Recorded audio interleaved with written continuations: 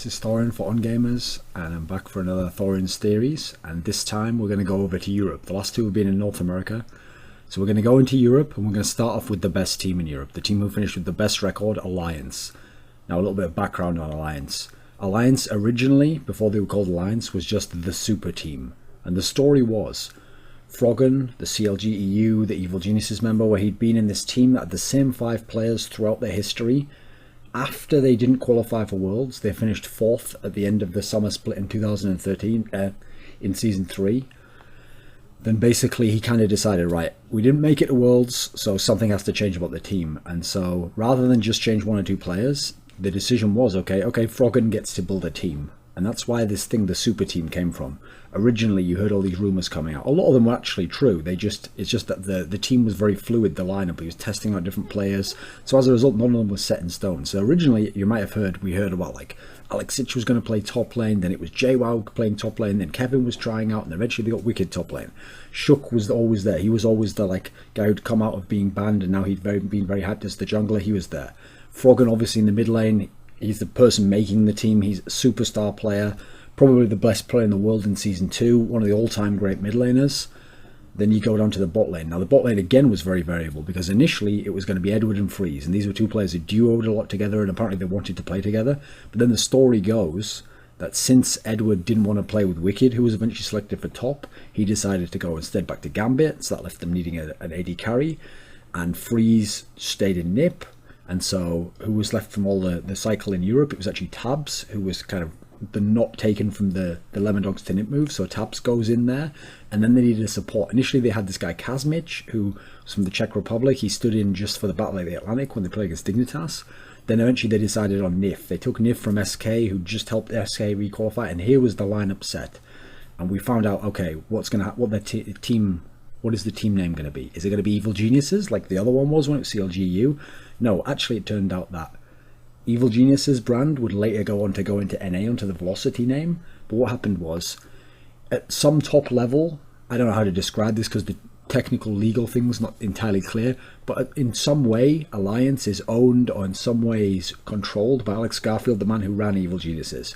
So he puts the Alliance brand, which he'd had in Sweden on Nanoa and on the Dota 2 team that had won the international, he puts this brand over what used to be Evil Geniuses, and that becomes the team. Now with all these star names, and with all the hype surrounding, like Froggen picked this team, and he's decided on all these players, he's sure about it, and he's eschewed potential people like Enrated, Crepo, Kevin. If he's given up some of those people, this must be an awesome lineup. So as a result, they come into the last split, the spring split, with these massive expectations, and it goes really badly for the first half of the split. They were doing so badly, tons of people were saying online they were going to be terrible, what a failure, Froggen's doing badly. But then at the end of the split, they went on this epic run. Not only did they win 8 games in a row, they won 10 of their last 12. They came into the playoffs looking really strong. They won 16 out of the 28 games overall. They finished 3rd. They came into the playoffs potentially the hottest team. Maybe they're going to win the whole league. Actually, what happened was they lost to Fnatic in the semi-finals after just scraping past Copenhagen Wolves even in the quarterfinals. Then they lost to Roccat in the 3rd place decider. So okay, very strong period of time, and then suddenly kind of fizzled out at the end and didn't quite have enough to make it past Fnatic. Now then, as we come into the story from this split, that's all. This is going to be significant as we talk about the stats, because this split, Alliance has been blazing in the way they were in that 10 out of 12 wins towards the end of the split. Their regular season form just picked right up there. They started off so strong. They were up like 12-2. They were tied for the best start ever to a split. But how did they come into the playoffs now? Because we know, okay, in the end of the split, they ended up with a 21-7 rating. They won 75% of their games. Very, very impressive numbers. But actually, when the last part of the split came, it was the middle part of the split actually that kind of was their problem part. They had this 12-2 start. In the middle part, they had a period where they lost 4 games in a row. They lost a bunch of games, and suddenly they were losing a game to each team. But they managed to get strong at the end of the split again. They won 7 of the last 8 games, and in the end, despite giving up a loss, or rather give up a win to every team in the league, which is weird because it makes it sound bad, like you lost to everyone. Yeah, but they also beat everyone in the league 3 times out of the 4. So they had a 75% record not only against the whole league, but literally against each team in the whole league. So they went 3-1 against every team. So that's the kind of the place Alliance is heading into these playoffs. And so they're sat there in the semi-finals and they're waiting for the winner of SK and Millennium. And SK won that game. I mean, it's not a spoiler at this point in time. So they're going to play against Alliance. And actually, this is a matchup we never got to see in last split's playoffs, because SK was on the other side of the bracket and they ended up playing against, let me think, well, they beat Rocket actually, and they got to the final and then they lost to Fnatic. So we haven't seen this matchup. You look at Alliance, you say, what an incredibly strong team. You look at SK, you say, interesting strategical team, what an interesting clash of styles. But forget that for now. So, okay, what we'll do now is let's characterize Alliance as a team and set the stage for how we're going to break them down statistically. So you look at Alliance, and first of all, bear in mind, when a team's won 75% of their games and they have a winning record over everyone, they're not going to have any real weak areas that are going to be exposed in. This is a team that has a strong early game. Okay, understandable, very strong, skilled members. They also almost always close out their leads. So, okay, it's one thing to have a strong early game and then maybe you keep getting into the winning position all the time and then you give up a few of those and you lose some games. No, they have the strong early game to get the leads, then they take the leads, they close them out, and that's how they end up winning 3 out of every 4 games they play. Is that enough? No, they have a strong early game, they close out most of their leads. Oh, and they also have pretty strong comeback potential when they're behind. When they don't have the lead, they also are one of the best teams at getting back into a game and winning. Now, this all makes sense when you consider how incredibly skilled the lineup is and the fact that they have a very distinct identity and style. You think of Alliance, and what you think of is a lot of skilled players not going in the LMQ route, if you saw the video I did before, where you force a lot of action and fights and you're willing to die if you get a kill. That's like a high risk, high reward approach that works for LMQ. The Alliance approach is different. Their approach is more like grind it out. Everyone can win their lane, get CS advantages.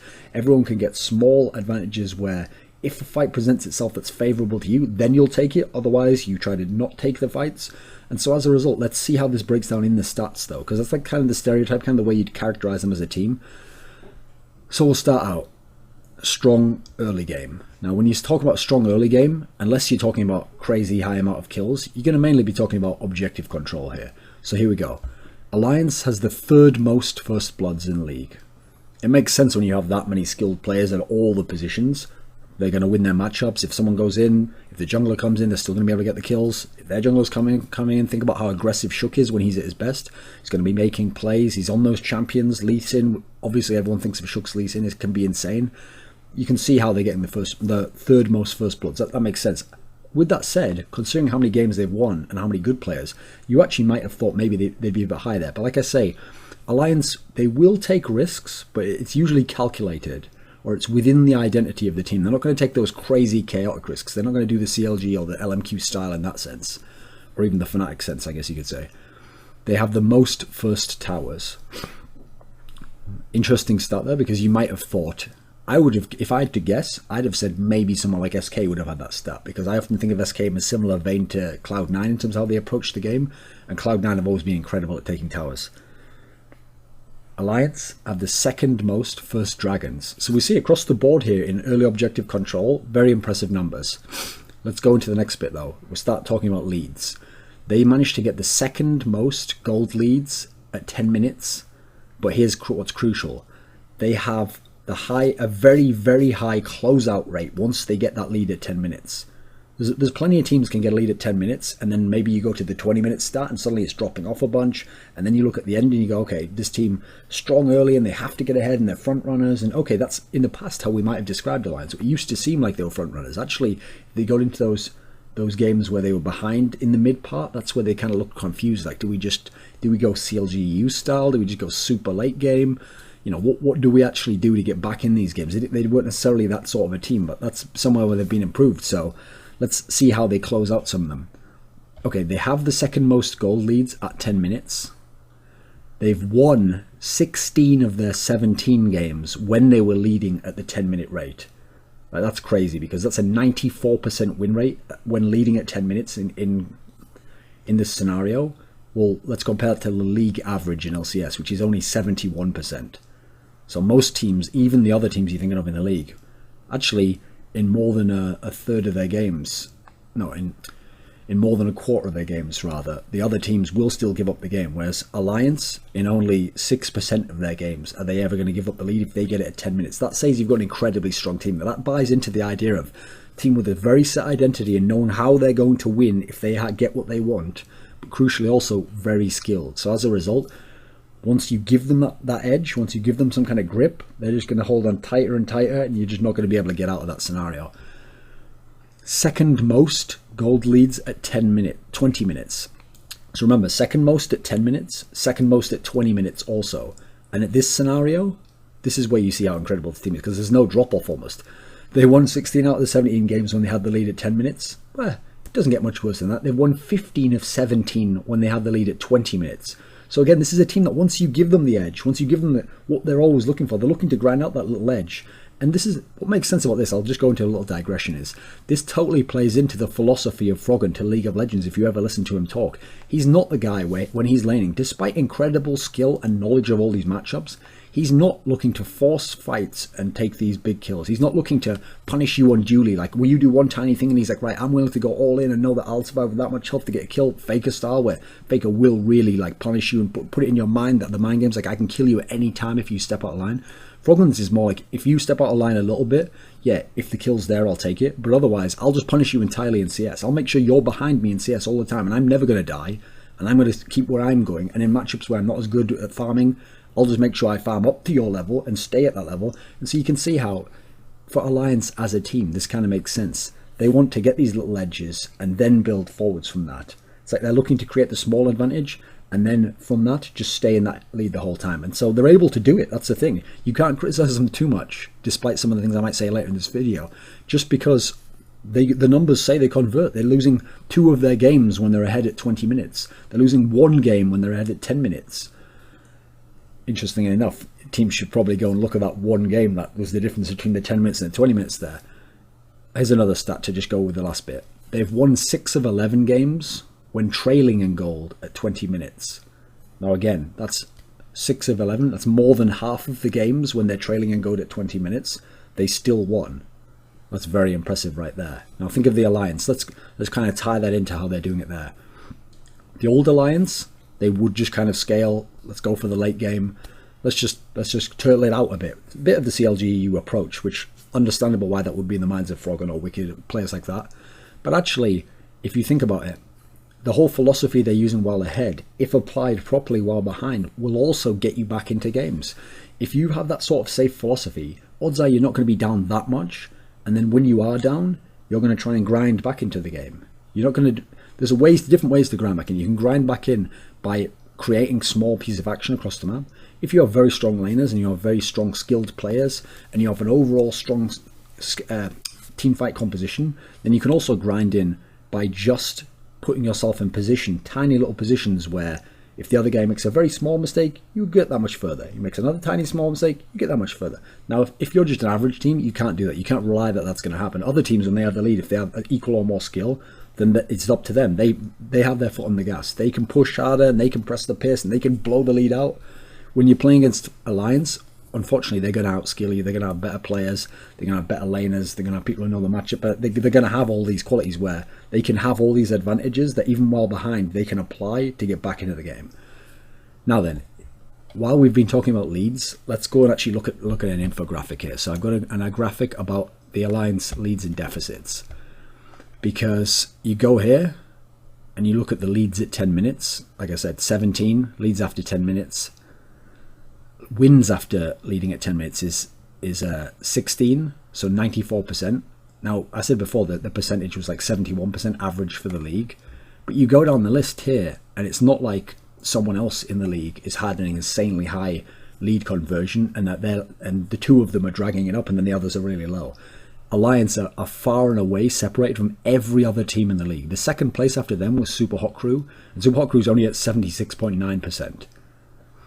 So we're looking at like 18% extra lead conversion from Alliance from Super Hot Crew. And then you go down to a team like Roccat, and Roccat seems like a team who have their head about the meta, and they're a team like, maybe not the most skilled team, but they kind of have their understanding of how to win. A team like that is just below 60%. Now then, let's go to the 20-minute column, shall we? Again, incredible numbers. Now, in this particular area, it's actually interesting because on one hand, it's going to look like, a bit more underwhelming, the stats here, because they're 88% Alliance, but okay, we have 4 other teams that are in 80%. If you really look at them, they were leading in 17 games rather, but they won 15 of the 17. Now, okay, second place, Copenhagen Wolves, they were only leading in 8, so even though they won 7, they played 9 games less with a lead than Alliance. So to have better stats than a team who played 9 games less than you, that actually shows that you're significantly better, I'm afraid. Because you can't just say, give Alliance 9 more leads at 20 minutes, and would they have closed out enough to be... It's very unlikely, actually. Their data set is too small. Same as you go down the list for everyone here. If we're being fair, even Super Hot Crew, Millennium. Super Hot Crew, 5 less leads. Millennium, 6 less leads. The only ones that really come close are actually the SK and Fnatic ones. They're the only reasonable ones to compare. So compare the SK one. SK had 16 leads and converted 13 of them. That's actually comparable. Not as good, obviously, but at least you're getting as many chances. And actually the Fnatic one is interesting in itself, because with the Fnatic one, on one hand, you could use the other side of what I did to Copenhagen Wolves and say, okay, well, Fnatic had 24 leads at 20 minutes. So, 24 is 7 more than 17, so let's not be unfair to Fnatic and say that Alliance would have won all those games and all the rest of it. But actually, the key thing there is Copenhagen Wolves 8 is actually not many games at all. 17 is quite a lot of games, 24 is even more, obviously. But the key thing is 17 is enough to know that if you're winning 15 out of 7, you're only losing 2 after 20 minutes. That's pretty good. So, okay, yeah, Fnatic does have way more leads, way more games where they have a lead. But they only have, in 7 more games leading, Fnatic only wins 3 more games compared to Alliances get a total out of their already having 17. So actually, I think that would be closer, actually. If you gave Alliance the 24 games while they were leading at 20 minutes, based on their percentage here, they would be better than Fnatic. Although I won't go crazy and say they just have the same percentage here, 88. I think it'd probably drop a bit, but I think it'd still be around like 80 at least. I think overall they've got enough games with that lead to show that it would translate over. Now then, on the deficits one, if we look here, deficits at 20 minutes, actually, because they've been such an incredible team, there's only one team in the league had less deficits at that point in time, and obviously no one compares to them in terms of comebacks, because Super Hot Crew have the same number of comebacks, but they had 5 more games where they had a deficit. What's crazy is that they have over 50% comebacks. So you can see in the regular split, Alliance isn't weak anywhere. In fact, they're the strongest in almost every area, or among the strongest. That's the crucial way to say it, okay? Now then, if we go to the next part of the stats.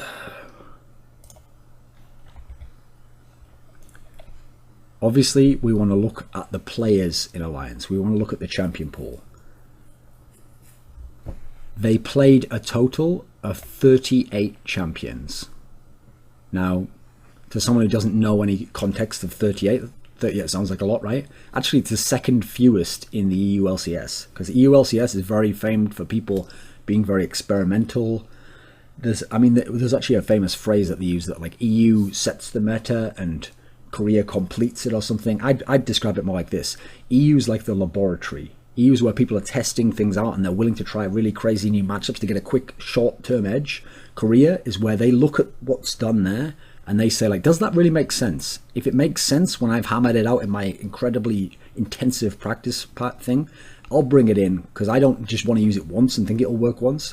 I think actually this is a new thing that's going to be strong, and so I'm going to refine it. That's the key thing there. They're getting that unrefined metal or gem or this precious quantity, these interesting picks that have been used, and the Koreans refine it. So, okay, in Europe, what's interesting here is that they have the second few in the league, and out of the 38 champions, they managed to get wins on 36 of them, which is 95% of the champions they played. Now, the key thing here is, you're going to see when we break it down by champions, that means that Alliance is not a team, despite that stereotype of Europe, who is needing to do that style of messing around and trying different things and trying one-off things to get a win there. Alliance is a team who, more than any other team in the league, know what standard play is about, want to do standard play, embrace the idea of standard play wherever possible, and know that if they play standard, they will win the majority of their games. They don't need a gimmick. Now listen, you could argue maybe if they threw gimmicks in, it would help them against certain teams.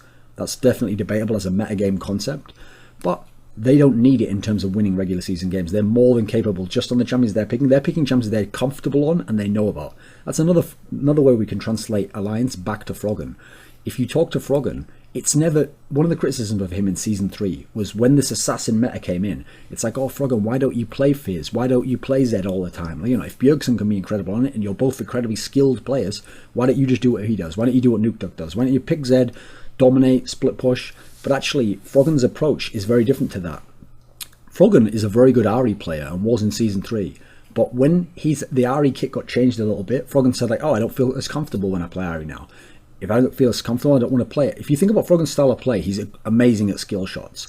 If you think about him, he always kind of understands the limits of where the champion can go and what he can do with it. So you can see why the comfort would play into it in his mind. There might still have been a way to win with the champion, but if he feels more comfortable and like the limits of what he wants to do in his skill set fit another champion better, then he's going to do that regardless of the meta. And so I think that's what you're seeing here. Even if those weird champions came up for other teams that they abused for 1 or 2 weeks, or they tried out and it was interesting, I think Alliance is a team that veered away from that compared to the others. Wicked, Shook and Froggen, so top half of the map, won at least 1 game on every champion they played. Now the interesting ones there, okay, Froggen, that makes sense. Froggen has that faker quality, where I always say it like this, okay, most, even all-time great players, I ask you, okay, think about Toys, what's he good on? Immediately, boom, you're going to say like, oh, Toys is Orianna. If I ask you about Alex Hitch, oh, Kha'Zix, or maybe Ryze. Almost all the great players and all the good players, you immediately think of the 1 or 2 signature champions, especially the all-time great ones. They have like the one signature champion you always associate with them. What's Froggen's signature champion? Okay, you're going to think to yourself, oh, I've caught you out there, it's Anivia. Yeah, sort of, in the sense that he wants to play that. But that's not his signature champion, like it's the champion that's his best all-time to play on, and it's OP and he can do it. Yeah, not really in that sense. Actually, Froggen has that Faker quality, similar with Faker actually. This is why I brought it up, where they're famous for in every meta being able to play a wide pool. 4 or 5, going even further when these guys really have a good meta. They can play a massive amount. And so as a result, it's not a case of like ban this out and you severely limit that guy. It really isn't with Froggen and that. But the thing I'm going to make as a point here is, with Froggen, it makes sense that he could have this wide pool where he's winning on all of them and they all work for him. With Shook, okay, Shook's a very skilled mechanical player. We've heard a lot of hype about him. But actually, this split, we've heard all these junglers complaining like you could only play those 4 mechanical champions. You could only now people will say you can only play Elise and Lee Sin and all that. But actually, Shook's playing a bunch of champions and he's managing to get wins on them in some way. So that's actually that's worth pointing out there in Shook's positive column. And crucially for Wicked, Wicked has this stereotype, earned by the way, of being a very stubborn player. Stubborn in the sense of he has his own ideas, and unless he can understand or accept someone else's idea or suggestion, then he's just not actually going to take it on board, in the sense of it's not going to influence him. It's not going to make him go, okay, well, I don't think so, but I'll try what you're saying. He's more the sort of player, actually, when we think of him stereotypically, as who'd think like, no, I think I'm still going to stick with this. Like, I'm going to go with this. And even if someone says, I don't know if that actually really works or makes sense, he'll say, well, I think it does. So I'm going to keep going with that until I know for sure one way or the other. And obviously, most famously, whenever he was having his slumps, Wicked will always complain like, oh, if Aurelia just comes back in, Aurelia, man, I want to play Aurelia. Everyone knows Aurelia is his signature champion, but actually he's getting wins on other champions here, and that's key for his career, because that was always one of the criticisms of both Wicked and of Alliance, was like, oh, will Wicked be a liability? Will he continue to go to those, always has to play Aurelia and try to force it in every matchup? I mean, the stats here are going to tell you probably not, actually. That's maybe an area where we've seen an improvement. And if you look at Alliance improving as a team, I think those are 2 areas you could look at, Shook and Wicked. Froggen's being Froggen still. Froggen was Froggen last season. He was Froggen in the playoffs, still did fine. I think these other players are the ones who've changed their level a bit. Typically, the majority of the people in Alliance have 2 champions that are their mains per role, except Froggen. I mean, I just mentioned before, Froggen, he has a wide pool and he has a lot that he can play. And it's more for him deciding what the comfort is or what matchup he wants to get. I think that's another key thing as well. Froggen's not the guy where he has a champion he's comfortable and he'll play it in or anything. It's more like he has the matchup that he thinks is comfortable for him. And obviously with the famous LeBlanc versus Karthus example. Sometimes he has a different sense of which side around that matchup he wants, actually, which is an interesting kind of a curiosity of him as a player. I think that makes him interesting. When you go and you look at the other 4, and so we've got a graphic that obviously we can be looking at here. So we'll start with Wicked. Yeah, he's got his Aurelia, and he's doing well on his Aurelia, and he brought Aurelia back, and listen, props for all that stuff. Then he's got Shyvana, okay. I think actually sometimes people in the past, maybe they didn't think Wicked embraced Shyvana enough. Maybe he was too up and down on that champion. He's had a better win rate on Shyvana this season than he has on Aurelia, which props. But also crucially, you go down the list here. Okay, Gragas, it had its period where it got brought in. He's gone 2-2 on that. But then he has a bunch of other champions that are actually quite impressive. Okay, Kayle, Jax and Lulu. He's won 2 games on each, and he's only lost 1 game collectively across those 3 champions. So we're seeing he's playing a bunch of different champions. Usually when you see this graph here, when we do it on this series, okay, it tends to be that the people on their mains have this incredible record. So look, he's got 11-4 over Shyvana and Aurelia. So you're like, yep, that makes sense. But then you go to these other 5 champions and he's 10-3 on those. So actually, yeah, on one hand he has his mains. They're the ones he's picked the most. But actually, you can't limit Wicked's champion pool, at least in the regular portion of the split. He's been able to go to other stuff and make it work. And as a result, you can't ban Wicked out in that sense. Go down to Shook. Got a similar story to some degree. You've got his Elise, 8-2. Very impressive. Lee Sin, 7-3. These are the champions where if you think of Shook, you expect him to play these and you expect him to excel on them, and he has. He's gone 15-5 on these 2 champions. But then you go down, okay, you've heard all those criticisms. Maybe you heard it on some of the insight of this Riven jungle. What are they doing in the Riven jungle?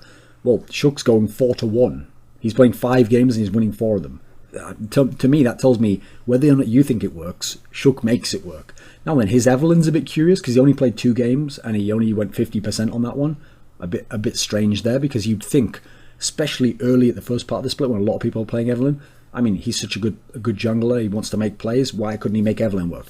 That's actually an interesting champion. I see a lot of junglers who have their strengths in other areas. I think of Amazing, for example. Why aren't they able to make Evelyn work? That's something I'd actually throw out there as food for thought. I don't know enough about the game where I could necessarily make a good hypothetical off that, so maybe someone can come up with that based on watching the games. We'll keep going on the other 4 before we go to Froggen. Let's go to Tabs then. Tabs, very solid player, and I think you've seen it this season. 13-5 on his 2 mains. His 2 mains are Lucian and Kog'Maw. Okay, playing Kog'Maw, that's something where I think you can really see the level of AD carries at the moment by their Kog'Maw, because that's what you're seeing the standard set by those Samsung players in blue and white over in Korea. Their Kog'Maw is incredible. Tabs Kog'Maw, he's gone 6-3. So he's won 6 out of 9. Very solid performance there. Lucian always a strong pick, still remains a strong pick, and he's been able to really make that work. 7-2 overall. But then again, that same story before when I was talking about Wicked. Tabs has played 10 games on 5 other champions, and he's only lost 2 of those. So 80% win rate on the other 5 champions he's played. Corki, the fact that he's gone undefeated on that, I think that actually bears mentioning, because when I was talking about Vasily in the LMQ episode, and Vasily had some good stats, Vasily had a weird stat where he'd won something like 1 out of 5 games on Corki. And the funny thing is, NA was the region that seemed to be embracing the Corki, so I'm interested to see that Tabs has actually excelled on that champion in its own right. Admittedly, not as many games played as the other. Let's look at his support player now, Nif. Nif has a really impressive record, except his is where you start to differ from the others. So on his 2 mains, Thresh and Morgana, 14-2. Think of Nif. Nif is a strong mechanical support, and if you think of anytime a YouTube video of Nif in an Alliance game gets on a Reddit, it's going to be him making a great mechanical play. The one that always comes to mind, I'm sure you're going to remember it when I say it now, is the play where he did the lantern to get Froggen quickly out of danger in the bottom side jungle over near the red buff for the bottom team. He quickly got him out of danger with like a flash and a lantern, and he got his carry out there. That's the sort of player you're thinking of with Nif, and so you look and you see his Thresh and his Morgana, these 2 champions where you can have some sort of CC, you can have the hook, you can have the dark binding. This is dark binding not in that same sense, and you can have the shield that you can put onto someone to protect them. Give him something that has some utility, and Nif can do a lot here. What's interesting is I've seen Nif over his time in Alliance play quite a lot of Nami. And when I watch his Nami, that is the up and down champion for Nif. I always think of it like I can tell where Nif's confidence and mind is by how his Nami is, because sometimes his Nami can be pretty good, and I sometimes think of him and I think, oh, he's actually a pretty good Nami player, because I've always made this criticism that you don't see Western players very often playing a really good Nami. You do more this split, but in the last split you didn't. It was the Koreans, people like Pumandu were incredible on Nami, but then actually the Westerners were a bit iffy on it. This split, okay, it has been up and down. It's only 3-2 on Nami. Then you go to Braum. A lot of people, Braum was like their OP pick if they were a good support player. They were winning tons of games on it. Nif played it 4 times, only went 50-50 on it. You look down the list there, it's not really that impressive. And you look at his five champions, and he's only got a 7-5 record. So actually what's interesting is, of all these players here, they all stand out as like, you can't really ban them out. Because even if you ban out Shook, for example, he's still got that weird Riven pocket pick that's 4-1. It's quite beastly in its own right. You go to ban out Tabs, who has some very good stats. He's still got the Corki that he's undefeated on. He's got a Twitch that he's 2-0 on. But actually, you go down to Nif, and once you've got past Nif's 2 mains, which he's really, really good on, what after that? What after that is a really strong pick for him? Not really much, actually. He probably is the main person you want to target some of those bans at. Now then, talk a bit about Froggen's mid lane, and look how many champions he's played. He's played 11 by my count. And you look down it, and there's only 2 of them, 3 champions actually, that he doesn't have a winning record on, and he has a losing record on 0 champions. That in itself, play 11 champions, losing record on none of them, that's incredible in itself. But then you look at the spread of the types of champions he's playing. First of all, just because it's hilarious, he's won 2 out of the 3 games he played on Anivia. Who else is playing Anivia? Anivia isn't in the meta right now. Anivia isn't even close to an OP champion. But Froggen knows, going back to the point before, he knows the limitations of his own skill set and of the champion and of his own comfort level on the champion. That if you were to make one of those charts, that would be like that would be like the central part that all of those factors all go over. And there's this one part that they all go into, and that would be like Anivia. And there's other champions as well, but that would definitely be in there, wouldn't it?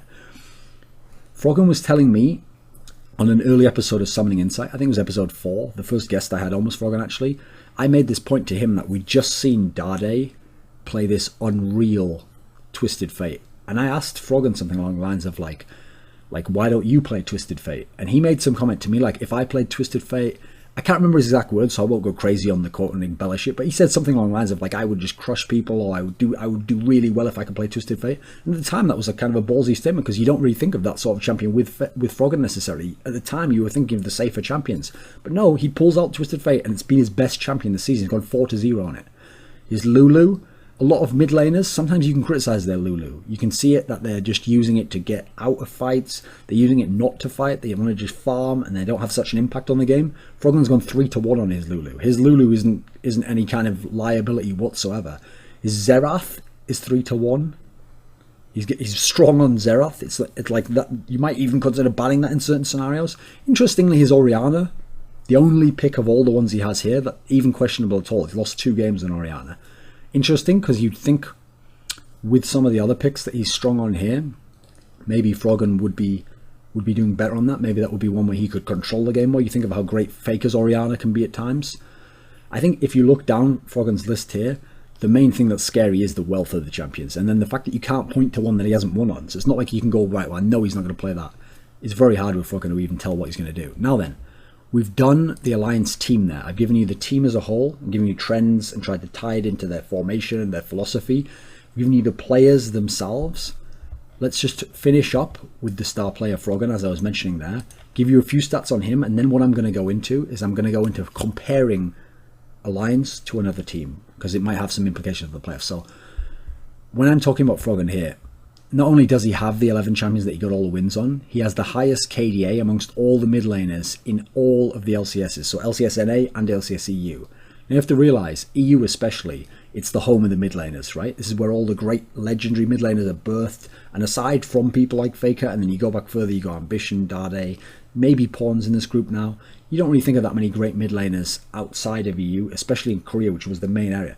EU's had them all, like Sitch, Speke, Nuke Dark, Bjergsen. We're birthing the good mid laners here, and he has the highest KDA of all of them. So say what you want about his style of play. People might say, oh, he's too safe, or I wish he'd take more risks, it'd be more exciting. He's got the most kills, most KDA rating rather, of any of the players. So he knows exactly what he's doing, and he's been very efficient. That's the key point to make here.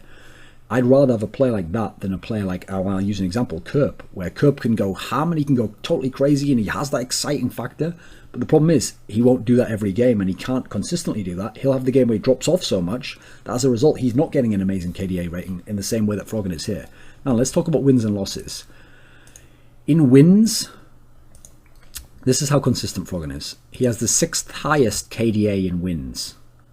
He has the highest KDA in losses, and the lowest percentage difference in KDAs.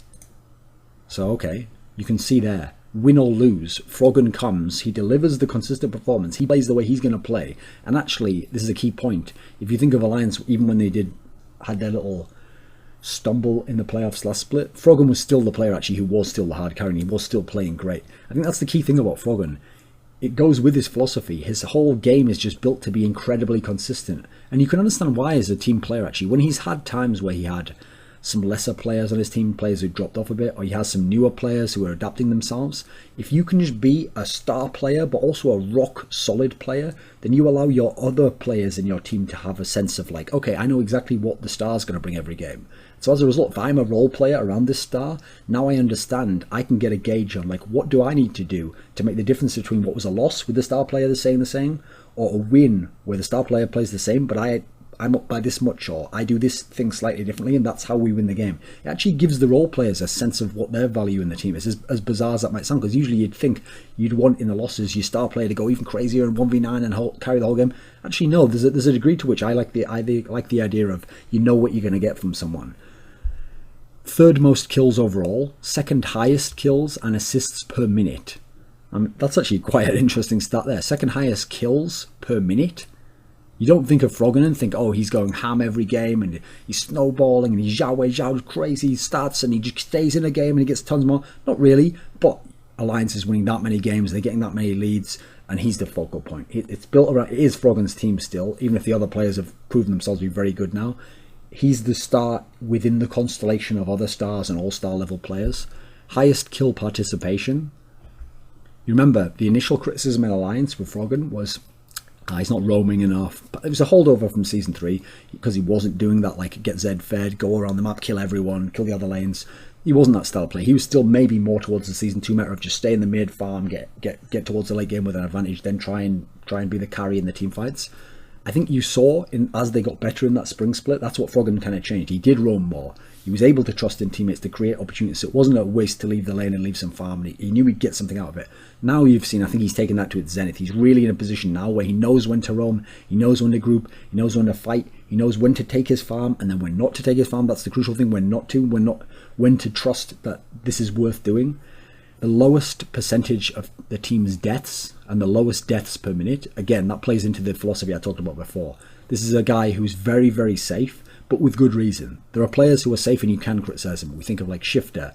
I think occasionally Link will do that in games that CLG lose.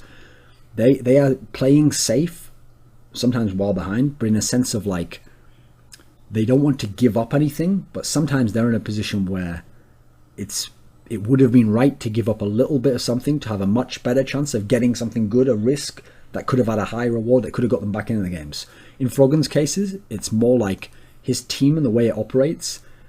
His very, very consistent style here means that when they're ahead, he's also not risking deaths, despite getting all these kills and being incredibly efficient in that sense. But when they're behind, he's also not getting many deaths. But as a result, he's also not giving up lots of deaths, and he's not having to gamble to get a lot of kills. He's getting incredible kill stats here and assist stats, despite giving up so few deaths. Now, you could go into a side topic that I won't do here, because it could be an hour-long video on its own, about how do you balance out like aggression and taking risks versus safe play and consistency. And if you think about it, that's really the story of CLG EU versus a team like Moscow 5, like that classic matchup, and Froggen versus Alex Hitch, these totally different philosophies, and at different periods of time those philosophies win out. The key thing to these sorts of scenarios, and I always stress this in these videos if you notice, is that the best teams have a set identity. They know when they win, they know how they win, they know when they lose, they know how they lose, and by knowing that, it allows some play to where They're in situations where they are behind, but they know, okay, we've still got the conditions to potentially win here. They know when they're behind and they can't win, okay, now we need to do something different. The key thing here is Froggen and Alliance as a team have this safe style. They have this approach where they're not going to go crazy in that sense, but they're making it work. And the numbers are saying they're so efficient that it is definitely working. For them, it is the best style. For Froggen, it is the best style. The 3rd highest gold per minute, 5th highest CS per minute. Now, these stats might be interesting, okay. 3rd highest gold per minute. Okay, that in itself's a bit surprising because you're thinking Froggen, the monster farmer. You think of Froggen, and he'll even joke on some of the insight, like, the reason he can't stand the idea of roaming in the way that High does, where he's just all over the map, is because he's thinking to himself, man, think about how much CS you gave up there. So you'd think Froggen's going to be the guy who's going to be pushing to always be #1 in gold. Actually, not the case. There are other players who are ahead. And even more interestingly, in CS per minute, 5th highest. There were 4 players rather, in LCS EU with higher CS per minute than Froggen. He wasn't just only sat in that lane or going off in the off lane only. Actually, he was willing, as I said before when we looked at the kill participation and the kills, this guy was willing to go and roam and to do group fights and not necessarily to just sit there and try and get that tiny little edge only. Interestingly, here's a weird one for you. He used Ignite in only 14 of the 28 games. And since week 8, this is just a curiosity, he hasn't actually ever picked Ignite since week 8. Again, this is one of those few areas where I can't say anything about because I don't know enough about the matchups. But that's an interesting piece of food for thought for some of you out there who are mid lane specialists, so you know those matchups. Ask yourself, tell us, why isn't he using Ignite since then? How has he been able to get wins and get 7 out of his last 8 games were wins, but not using Ignite? What's he doing instead? Now then, we'll now go and we'll compare Alliance to Fnatic. This should have been obvious. I hope it was telegraphed that this was coming, because Alliance versus Fnatic was the premier matchup last season, because Fnatic always wins the LCS, but Alliance with the strong ones coming on. Fnatic has this all-star lineup of players. Alliance has an all-star lineup of players. They played in the semi-finals, a great 3-map series. At the end of the 3 maps, you were begging, oh, please, I hope this is... Why can't this be best of 5? It couldn't. It was only a 3-map series. I've always said that's one of the what-if games. What would happen in Game 4 of that series? Would Fnatic have impressed us and just closed the series out and said, listen, it's not your time yet, Alliance? Would Alliance have done a great comeback and pushed it to a 5th game, and then we'd really see how far these two teams could go against each other? We never got to find out, but potentially if they can make the final, and they're on opposite sides of the brackets and they're heavy favourites, both of them, then we'll see them in the final, and this time it will be a best of 5, and obviously it's going to be a fun matchup. But more importantly, the reason why we're going to compare them actually is because despite all these wonderful stats I've listed for Alliance, there is a team who are ahead of them in 4 of the 5 stats I'm going to bring up for you now, and that's Fnatic. So Alliance had this great start and all this stuff going on, and yet Fnatic actually, at the end of the split, don't just look at the storyline of the split, have managed to take over them. And I'll give you kind of a little sense of why that seems counterintuitive, but it actually makes sense. Okay, so when I said before, I made a point to stress that Alliance started 12-2, but then they had the weird mid period, and then they picked it up at the end and finished strong. Fnatic started very mediocre. If you remember, they were winning only 50% of their games week after week after week after week, and then they started to go crazy. What happened was Fnatic went 12-2 in the last part of the split. So actually they equaled the beginning of what Alliance had done. And then obviously since they were just 50% all the rest, it wasn't like they went on a losing streak and then a winning streak. No, which is what Alliance did. So actually it makes sense overall as to how Fnatic could have overtaken in some sense, because they had their really strong period at the end while Alliance was still getting it together again. So if we look at the rundown for that, we're going to see that in the second half of the season, when Fnatic did that 12-2 run, Alliance over the same period was only going 9-5. I mean, listen, 9-5 is still pretty good, but it's not 12-2. Fnatic, their strongest stats were in literally almost every area. You look at Fnatic's stats, and they were the second highest team in KDA, the second highest towers per minute, second most Barons and Dragons, second fewest Barons and Dragons allowed. You can see on here, Team KDA, both teams are the top 2 by far there, but again, Fnatic's actually got a much better stat than Alliance has there. GPM, okay, this one's pretty close, and the 2 are separated from the rest of the pack, but again, Fnatic has a little lead. CS per minute, amazingly Super Hot Crew, again, they were another outlier on one of the ones before, with one of the leads. they're actually ahead of both. But actually in here, fair enough, on this one it's not such a telling stat, because look, you've got 4 teams that have got 28, and if you add in Super Hot Crew, that's 5 teams 28 or above, and all of them Fnatic are in there, but it's not like they're both crazy apart or apart from them, so that one's not so significant. Towers per minute, both teams top of the board, but a little advantage for Fnatic. And then Barons and Dragons, they're super close. That one's almost negligible, and there's only 2 more for Fnatic overall there. And both teams have separated themselves from the pack there. So we can see it wasn't just that the amount of wins they had. These 2 teams, as well as being the most skilled and the player, in theory, the best players, they also, the stats backed up how good they were. But interestingly, you go into that final, if we get it, Alliance versus Fnatic, and you're going to think to yourself, okay, Alliance have been phenomenal this split. They even managed a 3-1 record over Fnatic, and so you're going to think to yourself, okay, well, they're the strong favourites in that sense. Well, no, not only do Fnatic have the history, like they're so clutch, they always win LCS EU, somehow they managed to, they're very good in those best of X series, especially best of 5, they're a lot more experienced than a lot of the other teams. But also, crucially, when you look at some of these stats, some of the edge goes to Fnatic. So actually, that's going to set up a very interesting dynamic if these 2 teams meet. Now, this has been a long episode. We had a lot to talk about. But I thought for a team like this, you have to break it down a lot. You can't just give a little bit. You have to try and, crucially, when I do this series, I try and give some areas where it will just be speculation or a hypothesis that I'm coming up with as I'm seeing the stats kind of emerge and interact with each other. But sometimes it's worth taking like a gamble on some of those, or putting yourself out there a bit, because I've noticed if you're wrong, usually the way people will explain that you're wrong will be in a little bit more detail, and it'll have a little bit of an interesting story to themselves, because they'll realize how you might have mischaracterized it. And if you're right, then what to you was an intuitive leap, they can actually then weave in the stats additionally behind that, or a reason like, oh, maybe this is why it takes Ignite there, or some reason like that will add to it and enhance it. So that's the end of this episode, and I'll be back for another one. Obviously, go to the On Gamers site, subscribe to the YouTube channel if you want to get these videos immediately, and as usual, the stats will be in an article. You'll be able to go in the description box now, check them, and the next one, you'll have to see which team that's going to be.